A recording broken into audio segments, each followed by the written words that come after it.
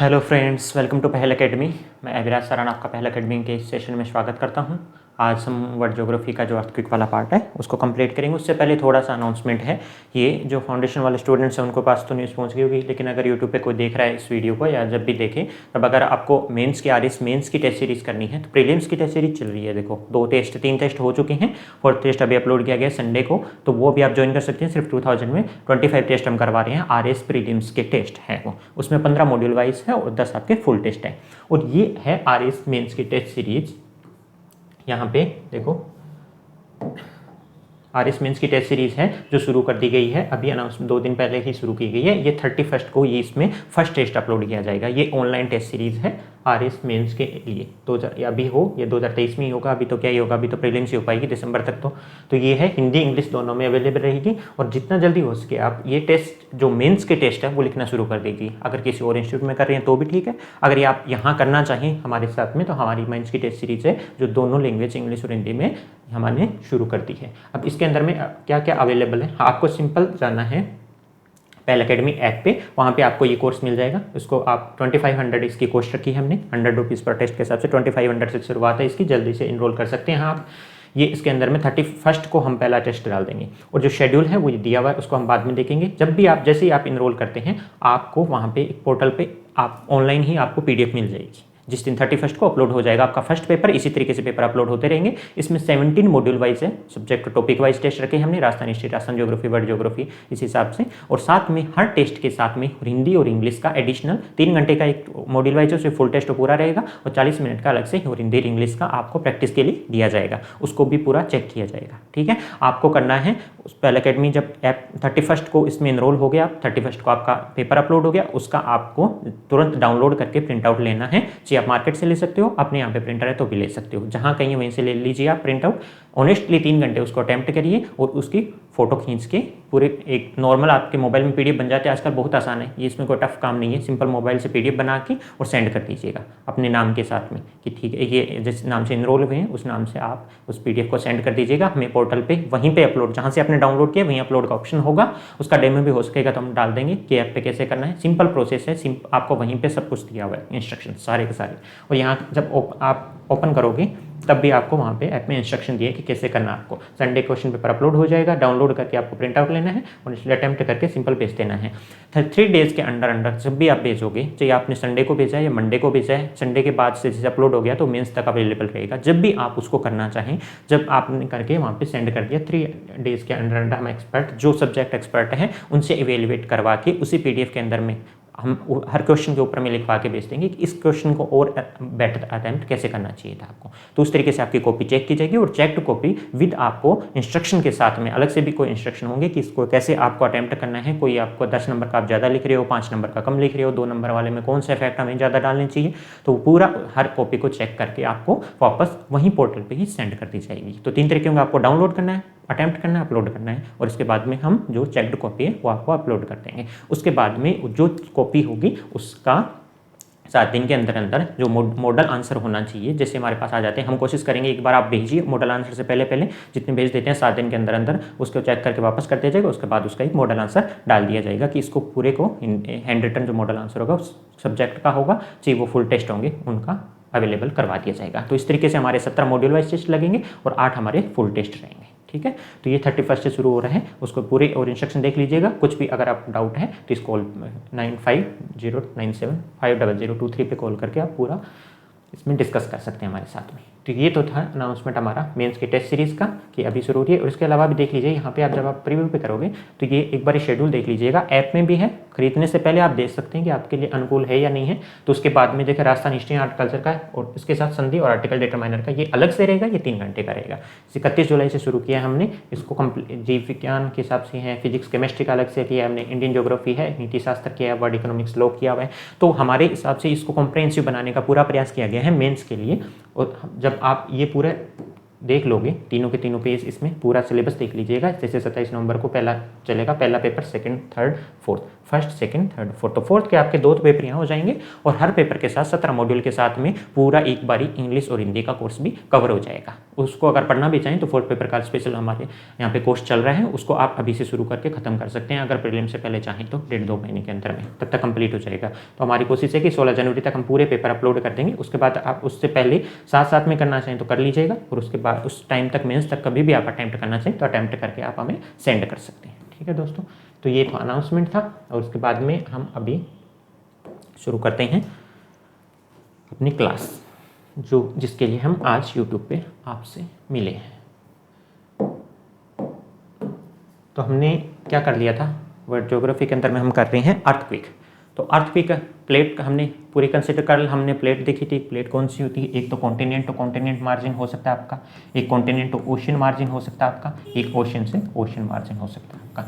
तो इन 3 basis phenomena के से ही हमारा अर्थक्वेक आता है, उसी से हमारे आते हैं वोल्केनोज। अब वो कैसे होते हैं, इनको आज हम पूरी स्टडी करेंगे। अर्थक्वेक को कल हमने देख लिया था, अर्थक्वेक की डेफिनेशन देख ली थी, अर्थक्वेक किस वजह से आते हैं, 8 टाइप थे वो देख लिए थे। अब उनको याद रखना, आप वोल्केनो से आ सकता है, प्लेट टेक्टोनिक के मूवमेंट से आ सकता है, वो सारे आपको रिवीजन कर लेना एक बारी, उसके बाद में ये देखना शुरू करो। ठीक है, अब हम देखते हैं यहाँ पे पहली चीज़ दी हुई है वहाँ पे कि सिस्मोलॉजी, उसके बाद में देख लिया, उसके बाद हमने देखा कि सिस्मोलॉजी क्या होती है। Seismology earthquake wave, in seismology earthquake waves are measured through seismograph. Seismograph है अर्थक्वेक की जो वेव्स, हमने एक बार ये थोड़ा सा डिस्कस किया था, इंटीरियर स्ट्रक्चर देख रहे थे, पी वेव होती है, एस वेव होती है, वैसे क्या पूरा ही डिस्कस कर लिया था, पी एस वेव को यहाँ पे हम समराइज करेंगे उसको कि ये सिस्मोलॉजी किसको बोलते हैं। सिस्मोलॉजी होती है अर्थक्वेक वेव्स को जो मेजर करते हैं, सिस्मोग्राफ उसको बोलते हैं। देखो भूकंप विज्ञान बोलते हैं उसको, भूकंप विज्ञान में भूकंप के तरंगों को सिस्मोग्राफ के माध्यम से मापा जाता है। The place of origin of an earthquake is called focus. ये कुछ पॉइंट्स है जो आपको पता होना चाहिए कि जब अर्थक्वेक आता है, हमने तो देख लिया अर्थक्वेक आ गया, अब अर्थक्वेक के बेसिक बताते हैं कि कहाँ पे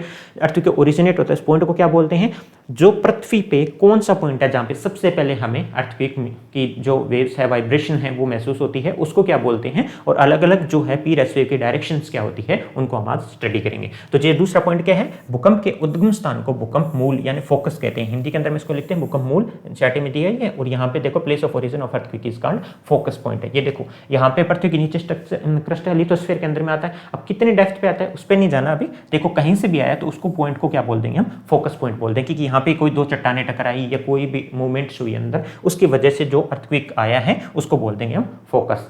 ठीक है, थर्ड पॉइंट क्या है, the point of earthquake which is perpendicular to the focus. अब ये याद रखो कि सबसे शॉर्टेस्ट डिस्टेंस, वाइब्रेशन तो तीनों इस डायरेक्शन में जितना हम जा सकते हैं उस तरफ चलेंगे, लेकिन सबसे पहले कहाँ रीच करेंगे, जो शॉर्टेस्ट डिस्टेंस होगी। शॉर्टेस्ट डिस्टेंस क्या होगी, इसके जो परपेंडिकुलर है ये डिस्टेंस सबसे शॉर्टेस्ट रहेगी। तो सबसे पहले इसके जहां पॉइंट पर अर्थक्वेक आया है, जहां से दोनों टकराई है, कोई कॉन्टिनेंट की प्लेट्स टकराई है, वोल्केनो लावा निकलना चाह रहा है, उसकी वजह से यहाँ ट्रेमर फेल्ट हुए हैं, तो ये ट्रेमर सबसे पहले 90 डिग्रीज है जो परपेंडिकुलर सबसे पहले यहाँ पे मिलेंगे आपको, इसको बोलते हैं एपिसेंटर। और यहाँ पे हिंदी के अंदर में इसको बोला जाता है अभिकेंद्र कहलाता है। अभिकेंद्र है, अभिकेंद्र एपिसेंटर आपके आ जाए तो सिंपल वन लाइनर डेफिनेशन लिखनी हिंदी के अंदर में देख लो, भूकंप का वह बिंदु जो फोकस के लंबवत होता है। लंबवत क्यों होता है, क्योंकि ये सबसे शॉर्टेस्ट डिस्टेंस है सबकी। मान लो पी एस वेव, कोई सी भी वेव निकलेगी, पी एस वेव निकलती है तो इनकी स्पीड तो मान लो यहाँ सेम रहती है, ये पूरा स्ट्रक्चर सेम है, सॉलिड सेम स्पीड है, लेकिन सबसे कम डिस्टेंस कहाँ ट्रेवल करेगी, 90 डिग्री पे। तो जो लंबवत, ये लिखना बहुत जरूरी है, जो फोकस के लंबवत होता है वह भूकंप के झटके सबसे पहले महसूस किए जाते हैं, उनको अभिकेंद्र बोलते हैं। इंग्लिश में देख लो, point of the earthquake which is perpendicular to the focus where the earthquake tremor felt first is called epicentre. इसको बोल देंगे हम एपिसेंटर। ये अर्थक्वेक वेव यहाँ पे आया आपका अर्थक्वेक। तो आपको 2 पॉइंट समझ में आ गए। फोकस क्या होता है, जहाँ अर्थक्वेक आता है, पॉइंट अंदर जो क्रस्ट के अंदर में वो पॉइंट जहाँ पे अर्थक्वेक आया है, और वहां से ट्रेमर फेल्ट होते हैं। सबसे पहले जो अर्थ की सरफेस है, जो अपर सरफेस है जहाँ पे फेल्ट करते हैं, उसको बोलते हैं हम एपिसेंटर। वो जहाँ भी अर्थक्वेक आएगा, जो फोकस पॉइंट आएगा उसके 90 डिग्री होगा, परपेंडिकुलर होगा। ठीक है, यह आपने पूरा देख लिया। अब चलो आगे चलते हैं। इसमें क्या बोला गया, अर्थक्वेक वेव। अब बाकी तो हम कर ही चुके हैं, अर्थक्वेक वेव उसकी डेफिनेशन। तो अर्थक्वेक वेव क्या है, due to the shock at the focus of the earthquake rock vibrates which generate tremor. अब बोल दोगे आप अर्थक्वेक वेव क्या होती है, देखो भूकंपीय तरंगें क्या होती है, वैसे आपको समझ आया है, लेकिन लिखने के लिए आपको बता दूं कि भूकंप मूल यानी फोकस पर आघात लगने से शेल यानी रॉक होती है, जो रॉक्स उनमें कंपन होता है जिससे तरंगें उत्पन्न होती है, उन तरंगों को भूकंपीय तरंगे कहा जाता है। ठीक है, भूकंप के फोकस बिंदु पे due to the shock at the focus of the earthquake, जहां पे आई है वहां रॉक रॉक वाइब्रेशन होगी, कोई शॉक लगेगा ना, कहीं भी शॉक लगेगा तो वाइब्रेट तो होगा। आप हैंड को अगर आप टेबल पे जोर से मारोगे तो वहां पे वाइब्रेशन होता है, तो आपको पता चल जाता है कि अच्छा कंपन हुआ है, झंझनाहट हो गई है। वो सेम चीज यहाँ पे है। Due to the shock at the focus of the earthquake rock vibrates which generate tremor. भूकंप मूल पर आघात लगने से शैलों में कंपन होता है जिससे तरंगें उत्पन्न होती है। ये मेंस का टॉपिक है, इसलिए मैं हर चीज की डेफिनेशन लिखवाने की कोशिश कर रहा हूँ कि भूकंप तरंगें आ गए तो आप ऐसे लिख देना। तरंगों के चलने की विधि और तरंगों की गति के अनुसार इन्हें 3 भागों में बांटा गया है, पी तरंगे, एस तरंगे और एल तरंगे। ठीक है, क्या है? According to the progression pattern. एक ये पॉइंट हमें यहाँ पे समझेंगे, इसलिए मैं लेके आया हूँ इसको। Progression pattern and the speed of wave. मैं बता दिया P wave, S wave, L wave तीनों की स्पीड अलग अलग होती है। तो हम क्या देखेंगे कि 2 बेसिस होता है। पहले आपको डेफिनेशन क्या लगे, भूकंप तरंगे पूछ लिया, उनका सिंपल बोल दे, भूकंप तरंगों को एक्सप्लेन करो। तो आपको तीनों तरंगे सीधी लिखना शुरू नहीं करना। पहला क्या लिखोगे आप? भूकंप मूल पर आघात लगने से शैलों में कंपन होता है जिससे तरंगें उत्पन्न होती है। ठीक है, यहाँ ऐसे लिख देना इंग्लिश में, ये देखो, due to the shock at the focus of the earthquake rock vibrates which generate tremors. ये तो आपने लगा दिया, इसको बोलते हैं अर्थक्वेक वेव्स, ऐसे लिख दिया। उसके बाद लिखना according to the progression pattern.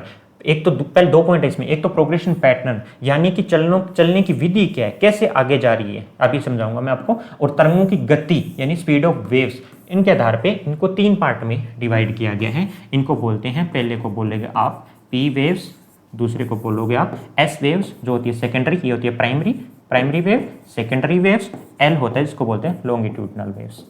ठीक है, ये सरफेस वेव भी बोलते हैं इनको, बिकॉज ये सिर्फ सरफेस पे मिलती है, आपको नीचे नहीं मिलेंगे। नीचे से जहां से फोकस पॉइंट से सरफेस तक आएगी पी और S wave, primary secondary wave. अब ये क्या था? प्रोग्रेशन पैटर्न के आधार पे मैंने बोल दिया यहाँ पे चलने की विधि। आप बोलोगे सर चलने क्या है, कि कोई वेव आएगी वो तो एक ही डायरेक्शन चलेगी, उसमें विधि क्या होती है? उसकी तो कोई विधि नहीं होती, लेकिन विधि होती है। देखो पी वेव और एस वेव। अब आपके पास सिंपल समझना है आपको, इसमें ज़्यादा डेफिनेशन में नहीं जाना है, बिकॉज ऐसा कोई प्रोग्रेस ये अलग से नहीं पूछेंगे चलने की विधि क्या होती है, नहीं है, समझने की बात होती है कि ये रॉक सिस्टम है, ये एक रॉक है। अब रॉक टकराई है तो हमने सबसे पहले क्या बोला था कि rock vibrates which generate tremor eight the focus of earthquake. Rock vibrate हो रही है, ठीक है, इसमें सेलों में कंपन होता है। इसका मतलब मेन इंपॉर्टेंट क्या है, ये रॉक है। इस रॉक के अंदर में पी वेव कैसे गमन करती है और एस वेव कैसे करती है, इनके डिफरेंस के आधार पर इनको पी एस वेव कहा गया है। पहले प्राइमरी वेव सबसे पहले आएगी, वो क्या करेगी, यहाँ ये रॉक भी तो ऐसे ऐसे पॉइंट से बनी हुई है ना, इस मिनरल है, कोई रॉक मिनरल से तो बनी हुई है, ऐसे इसके कोई मिनरल्स है। इसके अंदर में जब वाइब्रेशन होते हैं तो वो वाइब्रेशन जब ऐसे जाएंगे आपके, ऐसे जाएंगे, ठीक है, जब इनके ऊपर कंप्रेस करेंगे और इसका दबाव लगेगा तो थोड़ी देर के लिए वापस भी जाएंगे, फिर आगे कंप्रेस करेंगे, फिर वापस भी जाएंगे। इस तरीके से जो मोशन होता है उसको बोलते हैं प्राइमरी वेव, यानी टू एंड फ्रो। ये ऐसे देखो, ये पहले इनको ऐसे कंप्रेस करेंगे, इनके वाइब्रेशन, यही वाइब्रेशन इनको वापस शिफ्ट भी करेंगे। कुछ कणों को आगे कंप्रेस करेंगे, कुछ को ये फिर वही दबाव ज्यादा लगेगा तो वापस कंप्रेस हो जाएगा। जो ये वाइब्रेशन क्या होता है, जो वेव्स क्या होती है, वाइब्रेशन क्या होती है कि मॉलिक्यूल ही तो आगे आगे से शिफ्ट हो रहे हैं, तो इन मॉलिक्यूल्स में टू एंड फ्रो का जो मोशन होगा इसको बोलते हैं इंग्लिश के अंदर में तो to and fro. Normal Hindi के अंदर में आगे पीछे बोल सकते हैं आप कि इनके आगे ऐसे कंप्रेशन लगा और पीछे, तो आगे और पीछे के जो मूवमेंट है ना हॉरिजॉन्टल डायरेक्शन के अंदर में, जिस तरफ ये हमें वाइब्रेशन मिले हैं उसी डायरेक्शन में इन जो मॉलिक्यूल्स हैं इन पे अगर प्रेशर लग रहा है और ये अगर आगे या पीछे टू एंड फ्रो मोशन में है तो उनको बोलेंगे पी वेव्स। पी वेव्स के चलने की गति होती है ये, इसलिए डिफरेंट है सेकेंडरी वेव से।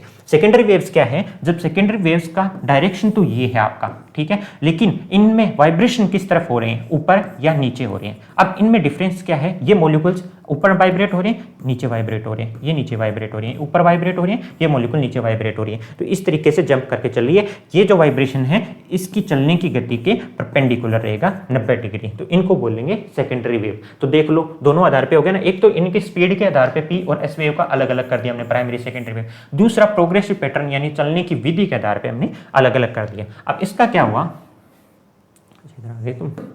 इसका फायदा क्या है, देखो एक तो होती है इनमें क्या होगा कि ये सेकेंडरी वेव, प्राइमरी वेव को कम बोलते हैं, सेकेंडरी वेव ज्यादा हानिकारक क्यों बोलते हैं, इसमें से जैसे ऐसे मूवमेंट जाएगी ना, ऐसे आपका वाइब्रेशन निकला तो ये मॉलिक्यूल आगे शिफ्ट होंगे, कुछ टू एंड फ्रो मूवमेंट होगा, ये आगे शिफ्ट हुए कुछ पीछे शिफ्ट हुए, तो ज्यादा से ज्यादा क्या होगा कि इस रॉक्स के अंदर में ऐसे दरार आ जाएगी, ठीक है, तो ये रॉक्स ऐसे इस वाइब्रेशन की वजह से 2 भागों में स्प्लिट हो जाएगी। ये तो होगी नॉर्मल होता है ना कि किसी को अगर आपने देखा होगा पत्थर को बीच में से काट देते हैं तो वैसा मोशन हो जाएगा इस रॉक्स के साथ। लेकिन जब सेकेंडरी वेव्स निकलती है तो यहाँ से निकलेगी ऐसे, तो इसका ये इधर वाले पे वाइब्रेट ऐसे वाइब्रेशन होगा इसका, इसके मॉलिक्यूल्स ऊपर वाइब्रेट नीचे वाइब्रेट होगा, तो इनके मॉलिक्यूल्स का वाइब्रेशन इसके डायरेक्शन के परपेंडिकुलर होगा, तो ये पूरा इसको छिटक देगी, पूरा तोड़ देगी। तो इसमें से हो रहा है कि ये रॉक्स अगर टूट भी रही है तो बीच में एक लाइन से खींच जाती है, इसके अंदर में इस वाइब्रेशन की वजह से रॉक एकदम से झटके से टूटेगी, बिखर जाएगी, तो इसको सेकेंडरी वेव्स है। इसलिए थोड़ा पी वेव से ज़्यादा, पी वेव की स्पीड ज़्यादा है लेकिन सेकेंडरी वेव ज़्यादा है, थोड़ी सी ज़्यादा खतरनाक मानते हैं। ठीक है,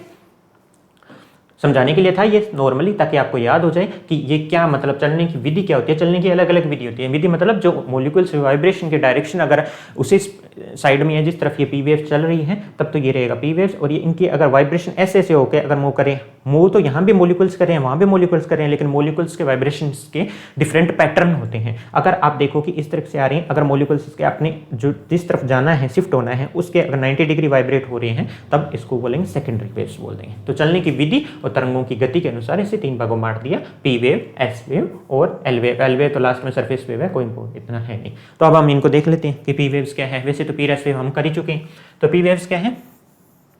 These are called primary waves, बता चुका हूं मैं। These waves travel from the earthquake focus to the earth surface and are first to reach, बता चुका हूं। प्राइमरी वेव यानी सबसे पहले, सबसे ज्यादा स्पीड होती है, सबसे पहले पहुंचेगी। तो एपिसेंटर पे सबसे पहले क्या मिलेगा आपको? Primary wave. उसके बाद कौन सी मिलेगी? Secondary wave. ऐसे इनका कोई नेचर अलग नहीं है कि आप पहचान पाओ, सिर्फ ये स्पीड से पता चलता है कि सबसे पहले पहुंच पाइए वो प्राइमरी वेव है, सेकेंड है जो सेकेंडरी वेव है। ठीक है, ऑल्सो प्राइमरी वेव बोल देंगे हम। उसके बाद लिख देंगे कि these wave travels from the earthquake focus to the earth surface and are first to reach the speed of these waves very करती है 6 से लेकर 13 किलोमीटर पर आवर, पर सेकंड आवर तो क्या होता, कब पहुंचेगी, नहीं तो 6 से 13 किलोमीटर 1 सेकंड में ट्रेवल करती है। तो सोचो स्पीड कितनी ज्यादा है। और इस इतने अगर बहुत ज्यादा वाइब्रेशन से, इस स्पीड से वाइब्रेशन हो रहा है तो रॉक्स डिस्प्लेसमेंट होगी, इसी से वो ट्रेमर में फेल्ट होते हैं। ठीक है, 6 से 13 किलोमीटर पर सेकंड है when these wave passes through the rocks. ठीक है, vibration in the rock particle is to and fro, मैं बता चुका हूं, ये आगे लिखना था इसलिए मैंने समझा दिया था कि जब ये पास करती है, यहाँ ऐसे लगा दो, When these waves pass through the rocks से निकलती है तो वाइब्रेशन जो होता है इन रॉक पार्टिकल्स के अंदर में, रॉक पार्टिकल में तो होगा वाइब्रेशन, अभी तो देखे जो पार्टिकल है उन्हीं में वाइब्रेशन होगा, वो क्या होगा? टू एंड फ्रो होगा इन डायरेक्शन। वेव प्रोपगेशन इस तरफ है तो डायरेक्शन में वाइब्रेशन में इधर इधर ऐसे वाइब्रेशन होगा, टू एंड फ्रो, आगे और पीछे। किस तरफ? वेव के प्रोपगेशन की डायरेक्शन में। तो इस तरफ वेव प्रोग्रेस कर रही है तो उसके डायरेक्शन में टू एंड फ्रो मोशन में होगा। These wave can pass through all these medium, solid में भी, लिक्विड में भी और गैस में भी। तो ये इंपॉर्टेंट फैक्ट है। आपको पी वेव कभी लिखने को आ जाए तो आपको सिंपल ये लिखना है कि प्राइमरी वेव क्या जाती है, हिंदी के अंदर में देख लो, पढ़ देता हूं मैं। प्राइमरी तरंगे कहा जाता है, तरंगे भूकंप के फोकस से पृथ्वी की सतह पर सबसे पहले पहुंचती है। ठीक है, इन तरंगों की गति लिखनी है आपको, 6 से 13 किलोमीटर प्रति सेकंड है। और ये तरंगे चट्टानों से जब गुजरती है तो चट्टान के कणों में, देखो हिंदी के अंदर में, कंपन लहर की प्रकृति की दिशा में आगे पीछे होता है। कणों में कंपन किस तरफ होता है? लहर जो ये है, वेव्स है, इसकी प्रगति की दिशा है ना, उसमें आगे पीछे होता है। अभी इस तरफ वाइब्रेशन होगा, कुछ में इस तरफ, कुछ में इस तरफ, कुछ में इस तरफ वाइब्रेशन होता है। ये लिखना जरूरी है। ये तरंगे ठोस, द्रव और गैस सभी माध्यमों से गुजर सकती है। तो इतना आपके लिए पी वेव, अगर सिंपल पी वेव पूछेंगे तो 2 नंबर में पूछेंगे, इतना आपके लिए सफिशिएंट होगा। ठीक है, अब आता है एस वेव। एस वेव क्या है? These are called, same definition वो ही रहेगी। दूसरा इसको क्या बोलते हैं? पहले लिख दो secondary wave. The average speed क्या होगी दीज वेव की? 4 से लेके 7 किलोमीटर, तभी पीछे रह जाती है वो। 6 से 13 सबसे पहले पहुंचती है, 4 से 7 किलोमीटर है। When these wave passes through the rock particle, अब दोबारा इसमें बता दो कि क्या होगा? Direction of movement of particle क्या होगा? इसमें टू एंड फ्रो होगा, इसके अंदर में परपेंडिकुलर होगा to the progression of the wave. तो कणों की गति की दिशा, कणों की गति की दिशा तरंगों की प्रगति के लंबवत होती है। इसके अंदर में ये हो गया, उसमें टू एंड फ्रो आगे पीछे होती है, इसमें लंबवत होती है। दूसरा पॉइंट ये लिख देंगे, this wave can only pass through solid, हमें पता है ये सिर्फ सॉलिड के अंदर से जा सकती है। डिसअपीयर इन द लिक्विड, इससे हमें उसके स्ट्रक्चर का भी पता लगता है, वो पॉइंट भी इसमें लिख देना। ठीक है, ये होगा आपका एस वेव होगी। ठीक है, अब आ गई थर्ड वेव, क्योंकि पी रेस हम थोड़ा सा डायग्राम के साथ समझ चुके हैं कि कैसे मूव करती है, तो इसको बताने की जरूरत नहीं है। अगर चाहो पी रेस वेव आए तो थोड़ा सा, अगर पी रेस वेव दोनों पूछ लेते हैं, 5 नंबर का पूछाता है तो छोटा सा वो डायग्राम बना के भी आप इनकी डायरेक्शन भी समझा सकते हैं, जो हमने अर्थ के इंटीरियर ऑफ स्ट्रक्चर वाला जब देखा था तब। ठीक है, तो लॉन्गिट्यूड वेव क्या बोलते हैं? This waves travel longest distance on earth surface. याद रखना, एक तो अर्थ की सरफेस पे है, अर्थ की सरफेस पे लॉन्गेस्ट है, क्योंकि पी रेस पे पहुंचते पहुंचते वीक हो जाती है, ये वहां से शुरू करती है, तो सबसे आगे तो ये रहेगी ना। अब सरफेस के ऊपर बात कर रहे हैं हम, अर्थ की सरफेस पे, and progress only around epicentre of the earth surface, because epicentre के अराउंड ही रहेगी। एपिसेंटर पे सबसे पहले ये सरफेस वेव जनरेट हो, सबसे पहले पहुंचेगी पी वेव एपिसेंटर पे, वहां से आपकी सरफेस वेव जनरेट होती है। ठीक है, इसकी वजह से ही इट इज कॉल्ड लॉन्गिट्यूडनल और सरफेस वेव, क्योंकि सरफेस पे ही है, अंदर तो है नहीं, और लॉन्गिट्यूडनल क्योंकि सरफेस पे चल रही है तो लॉन्गिट्यूड पे रहेगी, ठीक है, लॉन्गिट्यूड सरफेस पे रहेगी। This wave travel eight A speed of, इसमें स्पीड भी बता दो 3 किलोमीटर पर सेकंड है, ठीक है। They cause norms damage because surface अंदर तो ठीक है, ठीक वो भी ठीक है कि वाइब्रेशन ही हुए, शिफ्ट हुए अंदर के रॉक स्ट्रक्चर, लेकिन सबसे ज्यादा सरफेस के ऊपर में आपकी चल रही है वेव्स, वाइब्रेशन हो रही है, तो वो जब शिफ्ट करेंगे तो वो बिल्डिंग शिफ्ट करेंगे, नीचे से रॉक शिफ्ट नहीं करेंगे, तो सबसे ज्यादा डिस्ट्रक्शन क्या हो गया, ये अल वेव्स हो गई आपकी, लॉन्गिट्यूडनल बोलते हैं। अगर बोल दो सरफेस वेव होते हैं, एपिसेंटर पे सबसे पहले मिलती है, वहीं से ये जनरेट होती है, और अर्थ के सरफेस पे सबसे लंबी गति दूरी ये तय करती है, ठीक है। ये देख लो अल्लहरी, ये तरंगे पृथ्वी की सतह पर सबसे लंबी दूरी तय करती है, पृथ्वी की सतह पर अभिकेंद्र के चारों ओर पर गति करती है, यही कारण है कि धरातल ये सतही तरंगे कहते हैं। तरंगे 3 किलोमीटर प्रति सेकंड की रफ्तार से चलती है। इन तरंगों में भूकंप क्षेत्र में भारी नुकसान होता है। तो आपको बता दिया सब, पी वेव बता दिया, आपको एस वेव बता दी, एल वेव बता दी। लिखना है तो सिंपल सा इतना लिखना है, आप आराम से इनको रोक के वीडियो को नोट्स बना लेना, ठीक है। अब आता है आपका हो गई। अब हम आएंगे टाइप्स ऑफ अर्थक्वेक। ये मैंने इसलिए लिखा है क्योंकि अर्थक्वेक बहुत खतरनाक होता है, इसलिए रेड में लिया है इसको मैंने, ठीक है। तो टाइप्स ऑफ अर्थक्वेक देखेंगे। टाइप्स ऑफ अर्थक्वेक अगर बेसिकली डिवाइड करें तब तो 3 पार्ट में कर सकते हैं। एक तो होता है आर्टिफिशियल जो अर्थक्वेक आते हैं, एक आता है आपका नेचुरल अर्थक्वेक आते हैं, एक होता है कौन सी जगह पे अर्थक्वेक आया, लोकेशन के आधार पे, जैसे इस लैंड पे आया या ओशन पे आया। तो बेसिकली 3 पार्ट में डिवाइड करेंगे हम, और फिर नेचुरल को 4 पार्ट में डिवाइड किया गया है जो इंपॉर्टेंट है। तो टाइप्स ऑफ अर्थक्वेक अगर आप पूछ ले तो आपको सिंपल लिखना है। एक तो होता है आर्टिफिशियल अर्थक्वेक, उसको पढ़ लेते हैं। These earthquake artificial means main की वजह से, मैन मेड ह्यूमन इंटरेक्शन की वजह से जो अर्थक्वेक आए हैं, किस वजह से आ सकते हैं। These earthquake are caused due to the human activity. These earthquake affect the local area and are less intense. Local area को अफेक्ट करेंगे। अब ह्यूमन कितना ही अर्थक्वेक ले आएगा, अगर कोई ज्यादा खान खोद दी है, केव्स है वो कोलैप्स कर गई है, या कोई बिल्डिंग कोलैप्स कर गई है, बहुत बड़ी बिल्डिंग कोलैप्स कर गई, कितनी बड़ी बिल्डिंग होगी, अर्थ के स्ट्रक्चर में रॉक जो डिस्प्लेस होती है उतनी तो नहीं होगी, इसलिए इनको बोलते हैं कि लेस इंटेंस, इतना इंटेंस नहीं है। और जिस लोकल एरिया में बिल्डिंग गिरेगी या केव्स गिरेगी या माइनिंग में कोई प्रॉब्लम हो गई है, तो उस वजह से लोकल एरिया में आते हैं, लेस इंटेंस होती है, ह्यूमन एक्टिविटी से आते हैं। एग्जांपल दे देना, यहाँ पे माइनिंग हो गया, या फिर कहीं हमने एटॉमिक ब्लास्ट कर दिया है, अंडरग्राउंड एटॉमिक एक्सपेरिमेंट कर लिया, ठीक है, परमाणु बम का परीक्षण चल रहा है और इतना तेज हो गया कि वो वहाँ पे उसकी वजह से ट्रेमर, अर्थक्वेक है क्या, जरूरी थोड़ी है वो नुकसान ही पहुंचाए। अर्थक्वेक का मतलब ट्रेमर फेल्ट हो गया, आपको ट्रेमर फेल्ट हो मतलब अर्थक्वेक आ गया, भूकंप आ गया, ठीक है। तो ये हो गया आर्टिफिशियल। हिंदी में लिखा है कृत्रिम भूकंप, भूकंप मानवीय गतिविधियों के कारण होते हैं, स्थानीय क्षेत्र को प्रभावित करते हैं, कम तीव्र होते हैं, उदाहरण के लिए खनन, परमाणु विस्फोट, भूमिगत परमाणु प्रयोग, ठीक है। अब आते हैं मेन इंपॉर्टेंट है वो नेचुरल अर्थक्वेक। क्या होगा जिसके नेचुरली होते हैं, और ये क्या है, नेचुरली होते हैं और एक्टिव भी है, ठीक है। इट इज डिफरेंट टाइप और फॉलो, 4 टाइप में डिवाइड कर लिया हमने इनको। पहला वोल्केनिक टाइप, हम जो कहिए थे किस वजह से अर्थक्वेक होते हैं, तभी टाइप आपको मोटा मोटा समझ आ गया किस वजह से हो गया, उसी बेसिस पे करें हम। वोल्केनो की वजह से होते हैं, अगर वहां आ गया तो ऐसे लिख देना, यहाँ लिख दोगे वोल्केनिक अर्थक्वेक। टेक्टोनिक मूवमेंट से होते हैं तो टेक्टोनिक अर्थक्वेक। आइसोस्टेटिक समस्थानिक, जो समस्थानिक भूकंप, इंडिया हिमालय क्षेत्र हमने बताया था, पूरा डायग्राम के साथ समझा था कि समस्थानिक मूवमेंट, डिपोजिशन होता है, वहां पे ज्यादा लोड पड़ेगा तो जो आपका नीचे वाली स्ट्रक्चर है, रॉक्स है, ओशन वाली माउंटेन के नीचे आ जाएगी, वहां लावा बन जाएगा, इकट्ठा हो जाएगा, वो माउंटेन को ऊपर शिफ्ट करेगा। तो ये जो समस्थानिक जो एडजस्टमेंट चलता रहता है ना, इसको आइसोस्टेटिक अर्थक्वेक, वो वाले पार्ट हम यहाँ कर लेंगे। प्लूटोनिक अर्थक्वेक, तो यानी प्लूटोनिक अर्थक्वेक सबसे जो डीप आते हैं अर्थ के ऊपर वालों को स्टडी कर सकते हैं, लेकिन कोई अर्थ के नीचे आया है जो नीचे रह गया, ऊपर तक फैलता नहीं हुआ, लेकिन नीचे अर्थ के बहुत ज़्यादा गहराई में आया है, किस वजह से है वो भी हमने उसको खोज करने की हमारे पास कोई विधि है, अभी तक कुछ नहीं कह सकते, उसको हम बोलेंगे प्लूटोनिक भूकंप। ये 700 मीटर के नीचे भी अगर कोई आए तो उसको भी इतना पता लगाना बहुत मुश्किल होता है कि ये अर्थक्वेक क्यों आया है, तो उसको बोल देंगे प्लूटोनिक अर्थक्वेक। उसको अलग कर दिया हमने। तो वोल्केनिक इंपॉर्टेंट था, उसको अलग कर लिया। Volcanic earthquake, tectonic, isostatic and plutonic, ये 4 टाइप है नेचुरल अर्थक्वेक के। अब आएगा वोल्केनिक अर्थक्वेक। वोल्केनिक अर्थक्वेक थोड़ा समझ लेते हैं, 1-2 उदाहरण देख लेते हैं। अगर आपके टाइप में लिख रहे हो तो ऐसे लिख देना volcanic earthquake, these earthquake which are caused during volcanic eruption और कॉल्ड वोल्केनिक अर्थक्वेक। मैंने बताया था कि वोल्केनो और अर्थक्वेक हमेशा एक जगह होंगे। आगे डायग्राम डिस्ट्रीब्यूशन में देखेंगे तो आपको पता लग जाएगा कि वोल्केनो का डिस्ट्रीब्यूशन, अर्थक्वेक का डिस्ट्रीब्यूशन सेम है। रीजन क्या है, वोल्केनो कहाँ आ रहे हैं, जब आपके पास देखो 2 चीज होती है, एक तो कॉन्टिनेंट और कॉन्टिनेंट होती है, इनका घनत्व सेम रहता है। तो ये क्या सेम रॉक्स होगी, तो ये हमेशा ऐसे, इधर से कॉन्टिनेंट आ रही है मूवमेंट, इधर से कॉन्टिनेंट का मूवमेंट है, तो ये ऐसे फोल्ड हो जाएगी, ठीक है, ये फोल्ड हो जाएगी, पूरा माउंटेन बन जाएगा इनका।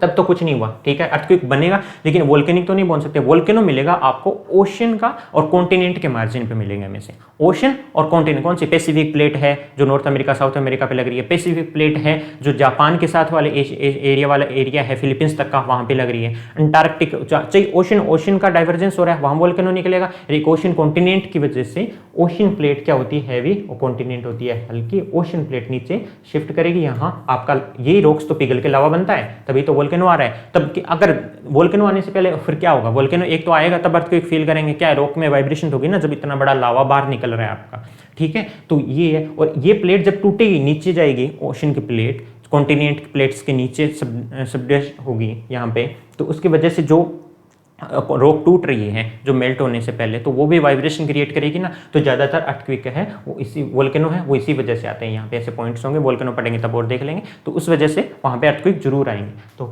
मेन मुद्दा क्या है कि वोल्केनो आएंगे, वहाँ पे अर्थक्वेक आपको उस रीजन में जरूर फेल होंगे। Those earthquake which are caused during the volcanic eruption are called volcanic earthquake. Earthquake occur during Etna, जैसे एटना ज्वालामुखी हुआ था, विश्व काल में गया था ना, कराकातो इंडोनेशिया वाला वोल्केनिक इरप्शन हुए थे, उनमें वहाँ पे बहुत तेज वहाँ पे भूकंप भी आए थे उस टाइम, ठीक है। और इधर जापान वाला एरिया रहा, जापान वाला एरिया के अंदर में तो पूरा बेल्ट ही ऐसा ही है, वहाँ पे सुनामी आती है। अगर ओशन और ओशन की प्लेट की वजह से अगर कोई वोल्केनो और निकल रहा है, या ओशन प्लेट के नीचे दब रही है या दूर हो रही है, तो उसकी वजह से मूवमेंट्स की वजह से जो आएगी समुद्र के अंदर में, उनको समुद्री बोल देंगे, भूकंप बोल देंगे, लेकिन रहेंगे भूकंप ही। तो उस एरिया के अंदर में भी वोल्केनो बहुत ज़्यादा है, आइलैंड्स है पूरे, वहाँ पे वोल्केनिक आइलैंड्स है, वहीं पे आपके अर्थक्वेक मिलेंगे। तो वोल्केनिक जो अर्थक्वेक है वो वहाँ वोल्केनो की वजह से आते हैं। टेक्टोनिक अर्थक्वेक कैसे हो गए? प्लेट मूवमेंट्स वही सेम है, इनको अलग कर दिया। These earthquake are structural which are originated due to the plate tectonic tension and contraction. These type of earthquake are not generated at greater depth. California earthquake है, ये greater depth पे क्यों नहीं हो सकते बताओ?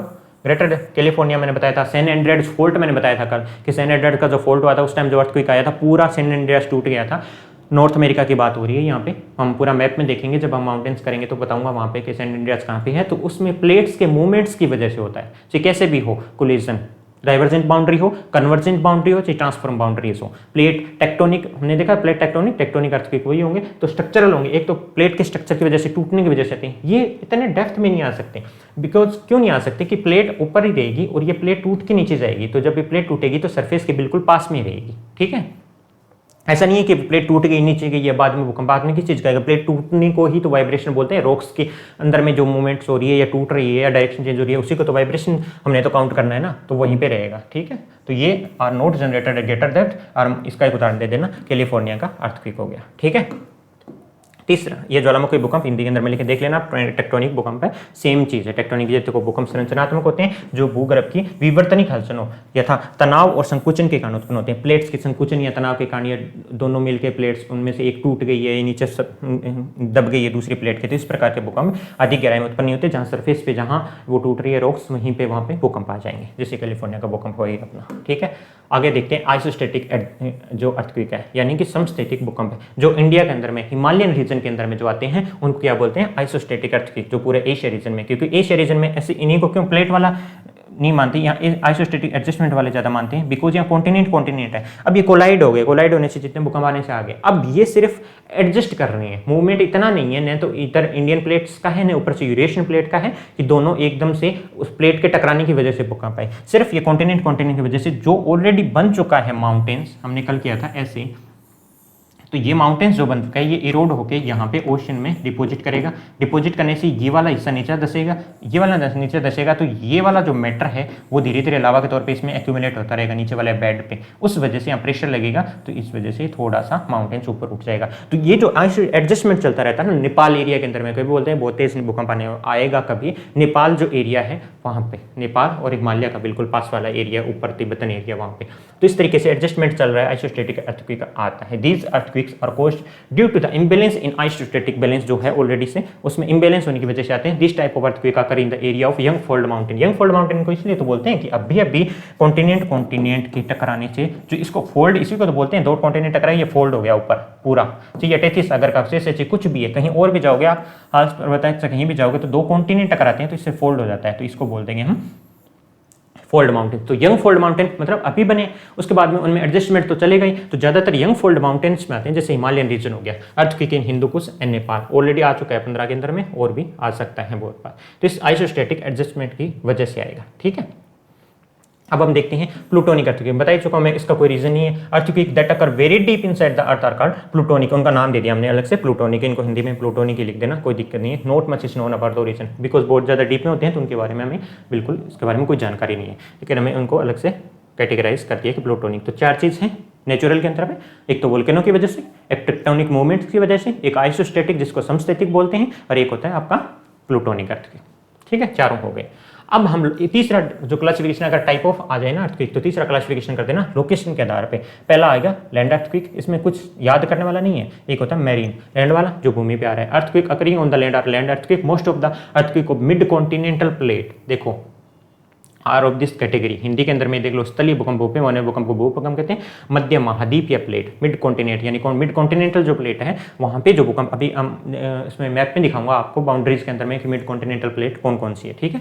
तो मिड कॉन्टिनेंटल प्लेट पे जो हो रही है वो भूमि के ऊपर में हो रही है, चाहे वो जैसे आइसोस्टैटिक वाला वो भूमि के ऊपर ही हो रहा है, कॉन्टिनेंट एडजस्टमेंट की वजह से आ रहे हैं, लेकिन पूरा भूमि के ऊपर में है, वहाँ ओशन का कोई काम नहीं है, तो वो आ जाएंगे सारे इसमें लैंड अर्थक्वेक यानी स्थलीय भूकंप के अंदर में। दूसरा आ गया marine earthquake, the earthquake that occur in the marine region are called marine earthquake. सबसे ज़्यादा इंपॉर्टेंट क्या इसमें आएगा, वोल्केनो वाला।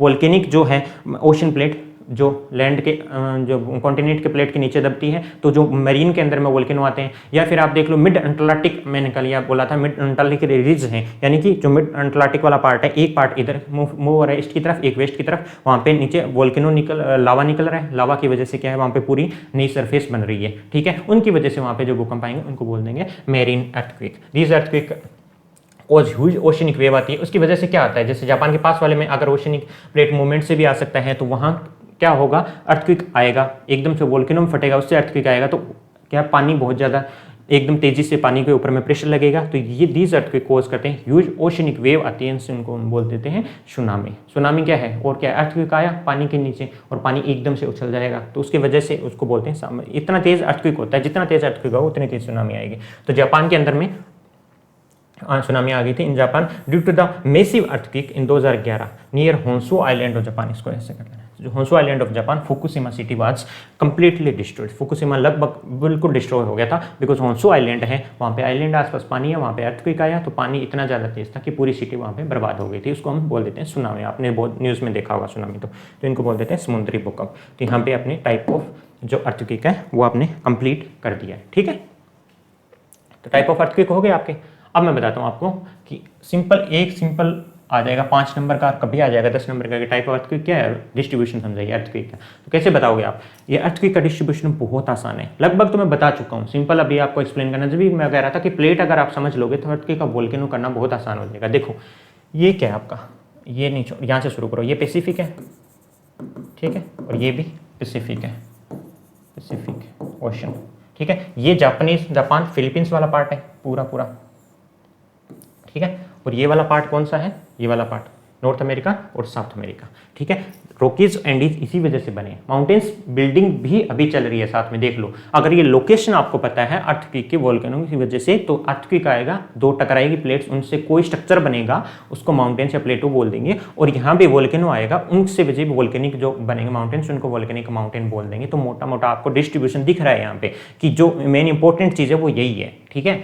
तो पैसिफिक प्लेट जब मूवमेंट इस तरफ है इसका पैसिफिक का, और यहाँ पे पैसिफिक प्लेट का मूवमेंट इस तरफ है, तो इसकी वजह से क्या हो रहा है, यहाँ टकरा के जो आ रहा है ये वाला एरिया आपका आ गया। देखो ये बिंदु देखो यहाँ पे दिखाया हुआ है, ये वोल्केनो है, ब्लैक स्पॉट देख रहे हो आप, सब जगह ब्लैक स्पॉट है, ये वोल्केनिक डिस्ट्रीब्यूशन भी है, ठीक है। ये वाला एरिया पूरा आइलैंड वाला एरिया है, यहाँ से भी तो ये प्लेट इस तरफ मूव करी है, तो कैरेबियन आइलैंड में टकरा के यहाँ वोल्केनो आ रहे हैं, दिख रहे हैं आपको। और यहाँ से इस तरफ मूवमेंट कर रही है, तो इसकी मूवमेंट की वजह से यहाँ लावा निकल रहा है, तो ये पूरे वोल्केनो आ रहा है, दिख रहा है आपको लावा, पूरा एरिया ये यहाँ पे मिड अंटार्कटिक रिज बोलते हैं इसको, ठीक है। वोल्केनो में करेंगे तो मिड अंटार्कटिक रिज कहाँ पे काम आएगा, वोल्केनो में आएगा, क्योंकि बिकॉज यहाँ पे वोल्केनो, यहाँ पे लावा निकल रहा है, उसी को बोलते हैं वोल्केनो ना। तो वहाँ पे पूरा स्टडी करेंगे तो ये वोल्केनिक पूरा आइलैंड है। अब जहाँ वोल्केनो निकलेगा वहाँ पे क्या आ जाएगा, वोल्केनिक अर्थक्वेक आ जाएगा। तो ये पूरा मिड अंटार्कटिक वाला एरिया हो गया। ये पैसिफिक से इस तरफ आते हैं तो ये नॉर्थ अमेरिका साउथ अमेरिका वाला एरिया हो गया, इसको बोलते हैं पैसिफिक रिंग। यानी देखो एक तो सर्कल आपका, मैं पूरा इसको क्लीन कर देता, देखो एक तो सर्कल आपका ये आ गया, और यही पैसिफिक तो गोल है ना पृथ्वी, तो इस तरफ से आएगा तो यही इस तरफ आ जाएगा, तो ये वाला हाफ सर्कल ये है, हाफ सर्कल ये, तो एक रिंग टाइप बन जाता है ये आपका, ऊपर यहाँ से जुड़ा हुआ है तो ये रिंग टाइप बन जाता है, इसको बोल देते हैं पैसिफिक रिंग। ठीक है, सबसे ज़्यादा यहीं पे आते हैं भूकंप, ये पूरा फिलीपींस का एरिया, जापान का आइलैंड का एरिया, चाइना का ईस्ट पार्ट, कुछ भी लिख सकते हो आप, ये वाला पूरा एरिया। ठीक है, अब पूरा डेफिनेशन आगे लिखी हुई है, नोट्स बनाने के लिए लिखा है, समझ लो पूरा और याद हो जाएगा। पहला पॉइंट कौन सा करना है आपको ये पैसिफिक रिंग करना है। ठीक है, पैसिफिक रिंग ऑफ, ठीक है वोल्केनो में इसको पैसिफिक रिंग ऑफ फायर बोल देते हैं। ठीक है, बिकॉज लावा निकल रहा है, तो पैसिफिक रिंग ऑफ फायर, ये भी सेम चीज, सेम डिस्ट्रीब्यूशन आएगा वोल्केनो के अंदर में, देख लेना ये वाला पॉइंट वो वाला पॉइंट। वोल्केनिक कौन से मिलेंगे ज्यादातर यहाँ पे, वोल्केनिक अर्थक्वेक मिलेंगे। दूसरा पॉइंट क्या मैंने क्या बताया था, इंडिया का ऊपर वाला पार्ट, ठीक है, चाइना का ये वाला पार्ट, यूरेशिया का ये वाला पार्ट, आल्प्स पर्वत जो है, ठीक है, ये वाला पार्ट क्या कॉन्टिनेंट की वजह से मिलेंगे, तो यहाँ पे आइसोस्टेटिक एडजस्टमेंट की वजह से आएगा। दूसरा पॉइंट ये हो जाएगा। तीसरा पॉइंट आपका रह गया बीच वाला एरिया, जो अंटार्कटिक के मिडल अंटार्कटिक के बीच में, यहाँ भी सबसे ज्यादा कौन से आएंगे आपके वोल्केनिक अर्थक्वेक आएंगे, बिकॉज वोल्केनिक रीजन है पूरा का पूरा मिड अंटार्कटिक। यहाँ पे ये ओशन इस तरफ जा रहा है अटलांटिक, ये ओशन इस तरफ जा रहा है, या नया लावा आपको मिल रहा है। ठीक है, इस वजह से नई प्रॉपर्टी का निर्माण हो रहा है, इसलिए यहाँ पे जो आएंगे वो आएंगे वोल्केनिक अर्थक्वेक। अब इनको 3 पॉइंट्स को हम देख लेते हैं लिखे हुए कैसे हैं। पहला क्या है, सर्कम पैसिफिक बेल्ट बोल दो इसको, मैंने बता दिया पैसिफिक का पूरा बेल्ट है, नॉर्थ अमेरिका साउथ अमेरिका के साइड वाला, जापान फिलीपींस के एरिया वाला, इतना लिख दोगे तो भी सफिशिएंट है, लेकिन लिखने के लिए पूरा लिखा है। इसको परि प्रशांत पेटी बोलते हैं, बिल्कुल परिक्रमा कर रहा है, पूरा प्रशांत एरिया है उसमें परिक्रमा कर रहे हैं, तो सर्कम पैसिफिक बेल्ट को परि प्रशांत पेटी बोलते हैं हिंदी के अंदर में। 3 ही जगह डिस्ट्रीब्यूशन दिखाना है अपने को। पहला ये है, this is the most extensive earthquake region of earthquake in the world, 2/3 of, देख लो यहाँ पे 2/3 of the entire earthquake of the world occur in this region. 2/3 यहीं पे होते हैं, पूरा तो एरिया ले लिया, north America south America Philippines Japan island सारे, चाइना का जो ईस्ट पार्ट है वो बचा क्या, कुछ नहीं, वो ऑस्ट्रेलियन प्लेट का अपर वाला पार्ट हो गया, तो ठीक है, लगभग एरिया कवर करता है ये, 2/3 एरिया आपका कवर करता है वर्ल्ड का। सबसे ज्यादा एक्सटेंसिव रीजन है, सबसे व्यापक भूकंप क्षेत्र है, दुनिया के कुल भूकंपों में से 2/3 जो है यहीं पे मिलते हैं।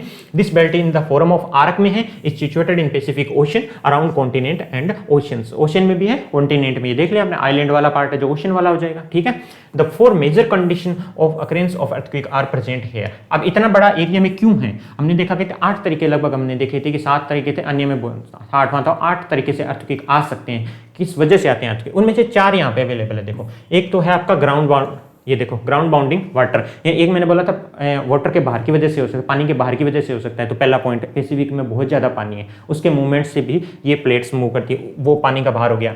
न्यू फोल्ड माउंटेन्स, जो नए फोल्ड माउंटेन्स बने वो भी यहाँ पे अवेलेबल है। वोल्केनिक रीजन है, सबसे इंपॉर्टेंट कौन सा है, वोल्केनिक ये रीजन है कि ओशन की प्लेट्स कॉन्टिनेंट्स की प्लेट्स के नीचे दबती है हर जगह पे, क्योंकि ये बाउंड्रीज है, ओशन और कॉन्टिनेंट की जो बाउंड्रीज है, मैं बोलना नीचे प्लेट मार्जिन बोलना चाह रहा हूं यहाँ पे, आप समझ जाना, ओशन कॉन्टिनेंट के प्लेट मार्जिन की वजह से, तो वोल्केनिक रीजन हो गया। डाइवर्जेंस ऑफ प्लेट मार्जिन, कुछ जगह पे प्लेट डाइवर्स भी करती है या ट्रांसफॉर्म भी करती है, जैसे ये आपका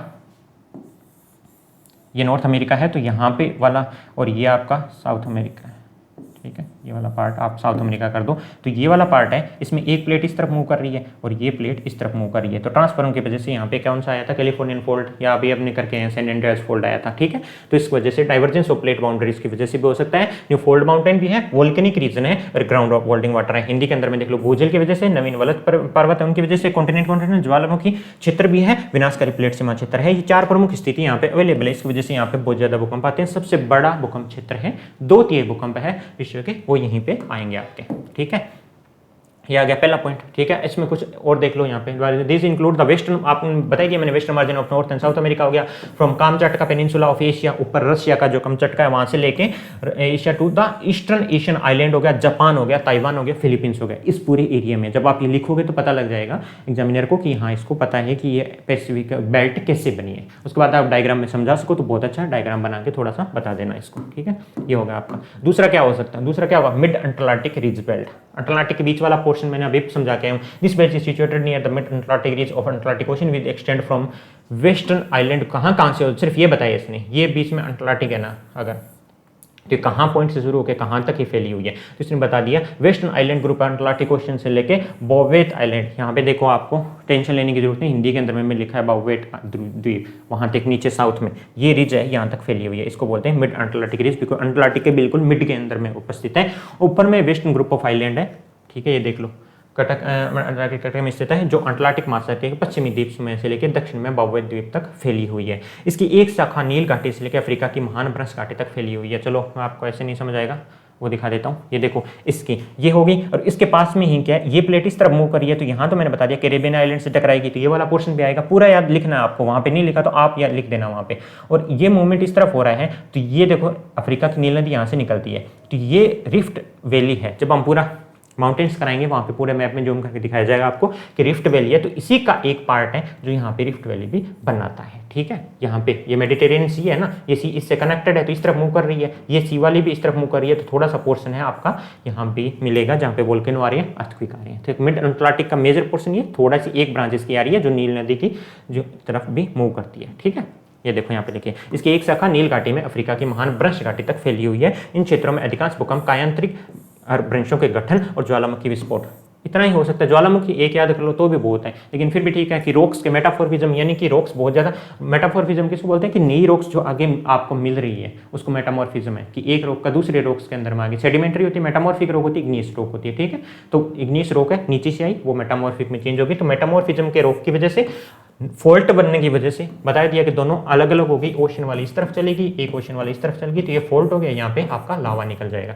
तो और वोल्केनो इरप्शन की वजह से मैक्सिमम अर्थक्वेक नियर इक्वेटर पे, इसमें भी मैक्सिमम यहाँ से शुरू होकर यहाँ बॉवेट आइलैंड तक तो आती है, लेकिन मैक्सिमम इक्वेटर के एरिया है वहाँ पे आपको मिलेंगे, ठीक है। पूरा समझ में आ गया, इसको लिख लेना आराम से याद करके।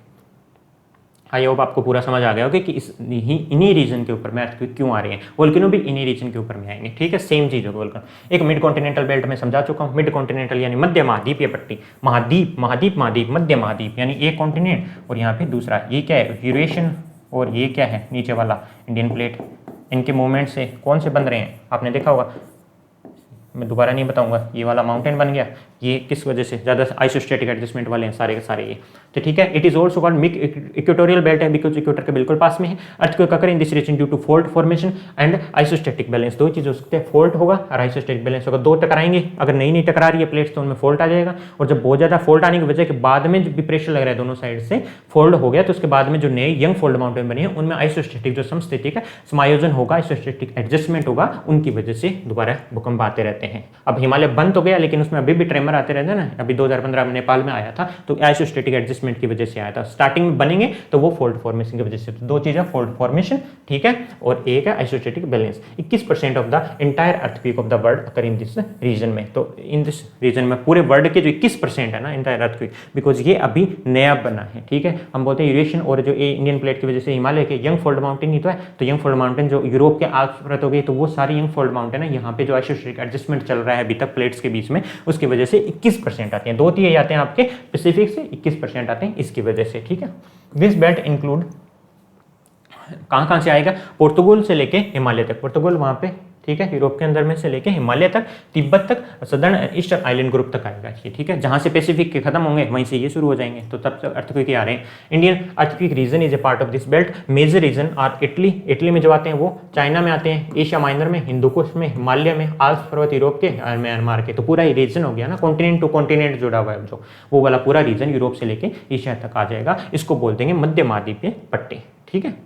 तो आई होप ये तीनों आपको डिस्ट्रीब्यूशन आ गए होंगे समझ के अंदर में। वर्ड डिस्ट्रीब्यूशन आ जाए तो ये तीन चीज़ लिख देना, टाइप्स आ जाए तो आपको बता दिया, आर्टिफिशियल, नेचुरल और जो लोकेशन के आधार पे उनको बता समझा देना, और हर एक लोकेशन की जगह क्या आपको याद हो गई होगी अब तो, कि मैं अगर आपको बोलते मध्य महाद्वीपीय बोल दे तो कॉन्टिनेंट कौन सा है, यूरोप और एशिया वाला है। यूरोप में से शुरू कर दो, पुर्तगाल से लेके आपको चाइना तक जाना है, तो इटली हो गया, पुर्तगाल हो गया आपका, बीच में चाइना का रीजन आ जाएगा, इंडिया का रीजन आ जाएगा, बड़ा बड़ा चीज़ बतानी है आपको, हर एक देश याद नहीं करना, म्यांमार तक आ जाएगा, बिकॉज आपका हिमालय कहां तक है, म्यांमार तक तो फैला हुआ है, ठीक है। तिब्बत के अंदर में कभी भी आएगा तो किस वजह से आएगा, नेपाल के अंदर में कभी भी आएगा तो वो आएगा आइसोस्टेटिक समस्थानिक समायोजन की वजह से। तो पूरे मैंने वर्ड समझा दिए हैं, पूरा अर्थक्वेक का डिस्ट्रीब्यूशन बता दिया आपको, ठीक है।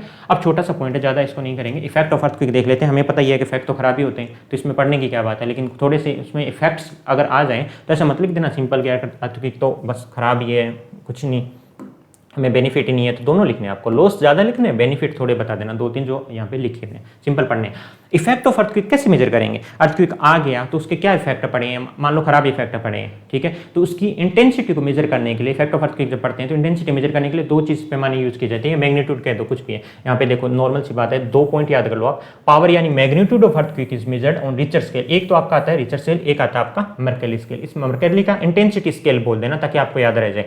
मर्केली का जो होगा वो तो रहेगा आपका इंटेंसिटी स्केल यानी तीव्रता वाला स्केल रहेगा, और रिचर का रहेगा वो रहेगा मैग्नीट्यूड को मेजर करने के लिए, ठीक है, मैग्नीट्यूड को। कभी भी कंफ्यूज मत हो जाना, बहुत बार हो जाते हैं स्टूडेंट्स। रिचर स्केल करना है वो मैग्नीट्यूड के लिए है, इसकी स्केल रहेगी 0 से 10 पॉइंट, कहीं जगह 0.9 भी लिखिए, लेकिन 0 से 10 पॉइंट होती हैं जनरली, ईच पॉइंट 100 है, बाद में बताएंगे इसकी। और इंटेंसिटी स्केल है उसकी 1 से लेके 12 तक होती है, समझ में आ गई। रिचर स्केल मैग्नीट्यूड को बताता है, 0 से 10 तक याद रख लो, पॉइंट होते हैं इसमें, 1 2 3 4 पॉइंट पे आए, आप देखते हैं ना 4.5 का भूकंप आया, 6 का आया, 8 का तो बहुत ही रेयर होता है, 8 या 9 का आए, लेकिन बोलते हैं ना 3 का आया, 3.2 का आया, तो वो यही बताते हैं मैग्नीट्यूड को। और ये बताता है मर्केली इंटेंसिटी स्केल 1 से 12 तक मेजर करता है, ये इंटेंसिटी तीव्रता को बताते हैं। अब दोनों में बेसिक डिफरेंस क्या आप बोलोगे कि हम जब ये बोलते हैं तो इसकी क्या जरूरत है, ये पुराना था, अब इसके बाद में नया मेजर ये किया जाता है, ठीक है, मर्केली स्केल। अब दोनों भी यूज हो रहे हैं अभी भी, लेकिन पहले ये आया था, बाद में ये मर्केली इंटेंसिटी से। Power magnitude of earthquake is measured on Richter scale 0 से 10 पॉइंट तक। मैग्नीट्यूड का मतलब पीर एस वेव जो आ रही है ना, उनको ये मेजर करता है, ठीक है, पीर एस वेव का मैग्नीट्यूड मेजर करता है। तब हमें पता लगता है कि रिचर स्केल के हिसाब से हम उनको मेजर करके बोल देते हैं कि इस मैग्नीट्यूड का अर्थक्वेक आया Richter scale P N S wave के बेसिस पे। मर्केली की इंटेंसिटी स्केल क्यों लेके आए, लेकिन वो ये कि अगर पीर एस वेव में 4 मैग्नीट्यूड का आया, कहीं पे भी इसमें बहुत ज्यादा नुकसान होता है, कहीं पे बहुत कम नुकसान होता है, किस जगह पे आया वो बताने के लिए, ठीक है। कुछ अर्थक्वेक बहुत कम नुकसान करते हैं, कुछ ज्यादा करते हैं सेम मैग्नीट्यूड के हो, तो उसके लिए उनको डिफरेंट करने के लिए मर्केली का इंटेंसिटी स्केल तीव्रता वाला 1 से 12 तक ये स्केल मेजर करता है। किस चीज को, विजिबल डैमेज को। ये देखो दृश्यमान क्षति को मापता है, दृश्यमान कितनी हमें यहाँ पे क्षति हुई है उस अर्थक्वेक की वजह से वो दिखाना है, तो मर्केली का हमें इंटेंसिटी वाला स्केल यूज करते हैं। तो 2 स्केल है, Richter scale magnitude P N S wave के बेसिस पे उनकी कितने मैग्नीट्यूड पे आ रही है, ठीक है। दूसरा है मर्केली का इंटेंसिटी स्केल जो 1 से लेकर 12 तक होता है, वो बताता है कि विजिबल क्षति को दर्शाता है वो, ठीक है। अब ये मत कह देना कि वो मैग्नीट्यूड को दिखाता है, गलत हो जाएगा। क्वेश्चन एग्जाम में ये क्वेश्चन आएगा अगर कभी आया तो, ठीक है, उल्टा करके पूछते हैं इनको, ठीक है। अब ये जो पावर मैग्नीट्यूड दिखाता है ना, इसको क्या करते हैं, लोगरिथम स्केल के आधार पर मेजर करते हैं। तो अगर आपने बोल दिया कि 2 का मैग्नीट्यूड का भूकंप है, 3 का भूकंप है, तो ये 2 से 3 तक जाएगा ना, 10 गुना हो जाएगा, 10 टाइम्स हो जाएगा, ठीक है। ये मैग्नीट्यूड 3 से 4 हो जाएगा तो 100 टाइम्स हो जाएगा, फिर ये 5 हो गया, ये 1000 टाइम्स ज्यादा मैग्नीट्यूड का हो गया। 2 से लेके 5 तक पहुंचते पहुंचते 1000 हो गया, लेकिन 8 तक 9 तक पहुंचेंगे तो बहुत ज्यादा हो जाएगा मैग्नीट्यूड। इसलिए हर एक पॉइंट इंट्रोड्यूस करता है, जो हम बात करें रिचर स्केल की, वो 10 गुना ज्यादा इंटेंसिटी को बताता है कि किस मैग्नीट्यूड का आ गया वो, ठीक है। समझ गए आप कि 1 2 3 4 ऐसे पूछ भी ले कभी कि 3 का है तो उसके 4 में जाएंगे तो कितना फर्क आ जाएगा, 3 से 4 में जाएंगे तो 10 गुना हो जाएगा, 4 से 5 फिर आगे 10 गुना हो जाएगा, 2 से 5 में जाओगे, 2 से 3 10 गुना, 3 से 4 100 गुना, 4 से 5 1000 गुना ज़्यादा हो जाएगा। तो ठीक, ये हम ऐसे इफेक्ट मेजर करते हैं इससे। अब हमें पता लग गया, अब लॉस तो होना ही है, तो 2 तरीके से इफेक्ट क्या है, loss due to the earthquake पढ़ लो, there is economic loss of the life होती है, property due to the earthquake खराब हो जाती है, लॉस ऑफ पीपल है, हाउस खत्म हो जाते हैं, डैम्स रिजर्वायर सब डिस्ट्रॉय हो जाते हैं। लेकिन ये आपको पता है, लेकिन कभी आ जाए तो लिखने के लिए ये पॉइंट्स ऐसे बना लेना, वहाँ पे नहीं बनेंगे। आप डैम बोल जाओगे, हाउस बोल जाओगे, लिख दोगे कि लोग मर रहे हैं, उससे क्या हो जाएगा, फिर एग्जाम में नंबर नहीं आएंगे। लोग तो मर रहे हैं सबको पता है, लेकिन ये सारी चीज़ें लिखनी है। ये मैं आप पढ़ लेना, इसमें कुछ भी नहीं है, सिंपल है, हिंदी में पढ़ के बता देता हूँ आपको। भूकंप के कारण जान माल की भारी नुकसान होता है, बहुत से लोग मर जाते हैं, घर बांध जलाशय नष्ट हो जाते हैं। भूकंप पृथ्वी की चट्टानों को तोड़ता है, हमने देखा है अभी, इसी वजह से आता है। और नदियों का मार्ग बदल जाएगा, अगर बीच में से टूट गई तो नदियों का मार्ग, कितनी बड़ी नदी उसका मार्ग भी बदल जाएगा। परिवहन व्यवस्था क्षतिग्रस्त हो जाती है, उच्च तीव्रता के भूकंप पूरे शहर को तबाह कर देते हैं। जापान वाला एग्जाम्पल भी लिख देना इसके अंदर में। भूकंप के कारण समुद्र में सुनामी लहरें आते हैं, तटीय क्षेत्रों को जलमग्न कर देती है। ये तो उसके नुकसान हो गए, ये पूरा एक बार कॉपी में लिख देना, जब लास्ट में आए रिवीजन कर लेना, ठीक है, मेंस के टाइम पे। बेनिफिट क्या होंगे ये दिमाग में नहीं आएंगे आपके, लेकिन फिर भी लिखने के लिए अगर इफेक्ट आ जाए तो बेनिफिट और लॉस दोनों लिखना। बेनिफिट क्या होगा, earthquake uplift the region which positively impact the climate of region, उन क्षेत्रों के ऊपर उठाता है जो क्षेत्र की जलवायु को सकारात्मक रूप से प्रभावित करते हैं। ये लाइन लिख देना जरूर। और ये फर्टाइल ग्राउंड इमर्ज करता है, नीचे से नया जब आएगी, ओशन की बेड जो नया बन रहा है वो बहुत ज़्यादा फर्टाइल होता है। चाहे कॉन्टिनेंट और ओशन की वजह से जो हिमालय वाला रीजन है, टेथिस से सेडिमेंट ऊपर हो गया है उन प्लेट मूवमेंट्स की वजह से, तो एक बार तो भूकंप है, लेकिन बाद में जो उसमें वहाँ पे प्लेन एरिया बने हैं वो बहुत ज़्यादा फर्टाइल एरिया है। तो दूसरा ये लिख देना कि समुद्री क्षेत्रों में उपजाऊ जमीन निकलती है जो कृषि कार्य के लिए उपयोगी है। तटीय क्षेत्र कम हो जाते हैं, तो बंदरगाह गहरे हो जाते हैं। ये भी एक फायदा होगा भूकंप की वजह से। भूकंप पृथ्वी की आंतरिक संरचना के बारे में अधिक जानने में मदद करता है। भूकंप तो आता है लेकिन उससे हम क्या निकाल सकते हैं, कुछ तो पॉजिटिव निकाले ना, तो आंतरिक संरचना भी हमें पता लग रही है। ये लिखने के लिए सिंपल, इसमें अगर आप बिल्कुल एक भी बेनिफिट न मानो तो भी चलेगा, लेकिन अगर कभी इफेक्ट ऑफ अर्थक्वेक आ जाए तो ये चीज़ जरूर लिख देना पॉजिटिव। तो हमने आज अर्थक्वेक कंप्लीट कर दिया है पूरा, उसमें type, distribution, P S wave, जितने क्वेश्चन आ सकते हैं लगभग लिख दिए। उसके अलावा कुछ होगा तो हम जो मेंस की टेस्ट, मेंस का टॉपिक है, मेंस की कुछ टेस्ट सीरीज जो बनाएंगे, जब बनाएंगे उनमें से इसके अलावा भी कुछ बचता है पूरा देख लेंगे। उसके अलावा कुछ नहीं बचा है, हमने पूरा कंप्लीट कर दिया। उसके अंदर में क्वेश्चन आंसर होंगे तो आप बिल्कुल अटेम्प्ट करिए उसको, ठीक है। और कल हम लेके आएंगे वोल्केनो शुरू कर देंगे, तो अर्थक्वेक को वोल्केनो वाला टाइप, डिस्ट्रीब्यूशन सब कंप्लीट हो जाएगा। फिर हमें पता लग जाएगी कि कहाँ पे अर्थक्वेक की वजह से माउंटेन बन रहे हैं, कहाँ वोल्केनो की वजह से माउंटेन बन रहे हैं। तो वोल्केनो के जस्ट बाद माउंटेन शुरू हो जाएगा, फिर प्लेटो, प्लेन रीजन, वर्ल्ड के सारे कंप्लीट कर देंगे, ठीक है। लगभग इतना ही होगा, कुछ छोटे छोटे टॉपिक बचेंगे उनको भी जल्दी कंप्लीट करेंगे। तो कल वोल्केनो के टाइम पे मिलते हैं, ठीक है।